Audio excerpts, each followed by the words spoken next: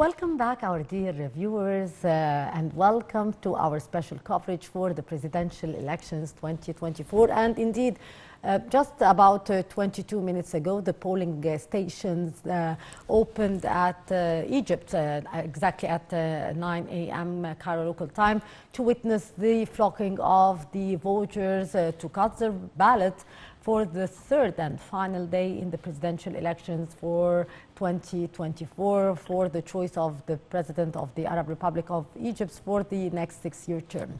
To shed more light on the issue, we are very much delighted to be joined over the phone by Dr. Noha Bakr, Professor of Political Science at the American University in Cairo. Dr. Noha, good morning. Lovely morning from Egypt. Good morning, Dr. Noha. Dr. Noha, how do you see the turnout and the voting process throughout the previous 2 days for the presidential elections 2024? Yesterday it was announced that so far the turnout is 45%. This doesn't include the Egyptians living abroad. Yes. So I think this so far has been doing well, the turnout. We've seen more women, we've seen youth, although youth in previous elections have not been very active. Yes. We've seen families going to vote, and we've seen a process of the elections there were very little complaint from anything in the elections. We've seen that the election ballots have been opening from 9 to 9 with Yes. very little complaints from delay. We've seen that observers, whether foreign observers, international observers, or national observers, have been allowed to do their job. We've seen help from the security and help for people with disabilities. So far, there were very little complaint from any of the steps of the process. Yes. Dr. Noha, as it was mentioned yesterday evening by the National Election Authority's head, that the turnout till yesterday evening was unprecedented. So how do you read this? Did you expect to witness such a high turnout in the 2024 presidential election, or how do you justify this huge turnout till this moment? Various reasons. The process itself is simple, and there is a belief and trust in that the elections are fair.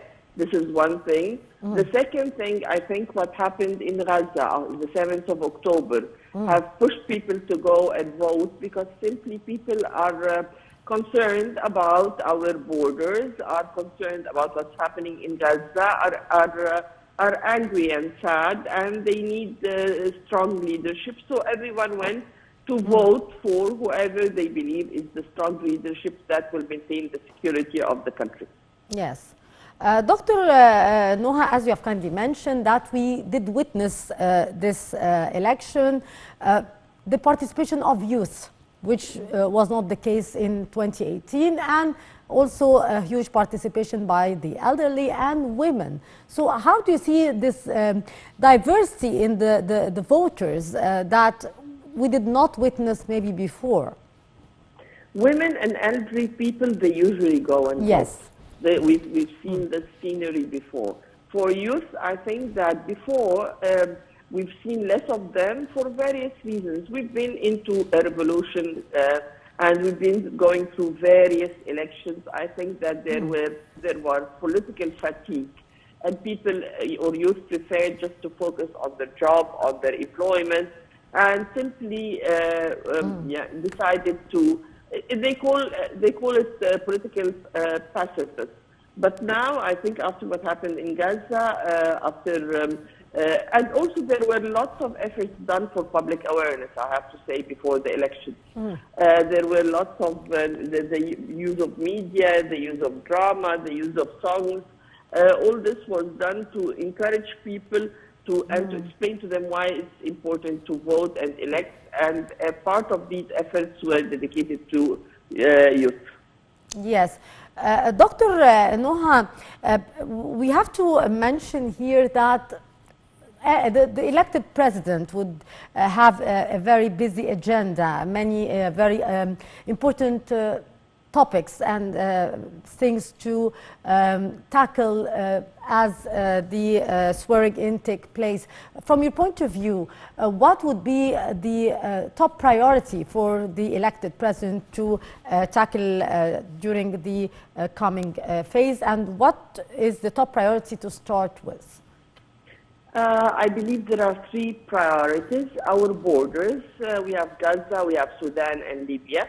How to maintain Egypt secure and safe and stable. This is the first priority. The second priority would be the economic priority, because Egypt is going through a very high rates of inflation, increase of prices. We need to tackle our foreign currency intake. So this is the second priority. The third priority is how to maintain and continue on the social and projects that for helping the and for working on the sustainable development goals, and to continue in also on the mega projects that has started, while on a limited budget, because I think that our budget is somehow shrinking due to our economic suffrage. Yes. Dr. Noha, as we are starting the third and final day of the elections for the choice of the president, what's your message here to the Egyptian people, especially the people who did not cast their ballot till this very moment? Well, I think if you believe that you would like not to cut your ballot, this doesn't mean that you have the upper hand to criticize others.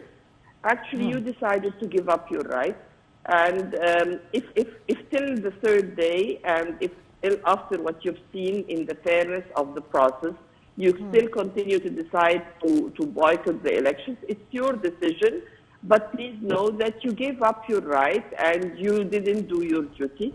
And simply do not think that this gives you, that this means that you know it all, or you're superior, or you can bully those who went for the elections, because they did the right. Indeed. Doctor, how do you see the difference between the elections in 2024 and the previous one in 2018? 2018 was 41% turnout. People were more in fatigue and were more sort of secure. The process was going normally. The economic was doing well. The economy, we were handling our borders with all the challenges we're confronting. And it was before COVID, before the Ukrainian-Russian war and its effect on our economy, before the Gaza war. Now it's more difficult times, and that's why I think we've seen more people showing up for elections. Yes. Do you expect today to witness a large turnout as well in the third and last day of the elections? I think we will reach 60% turnout, including the Egyptians abroad, which is the highest ever. Indeed, indeed. Dr.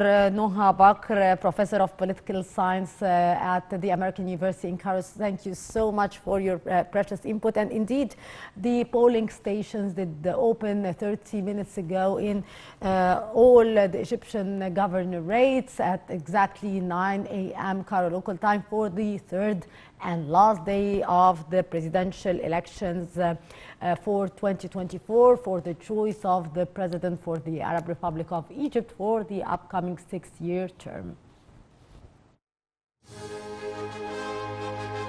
Go vote. Your vote counts. Your vote is your responsibility.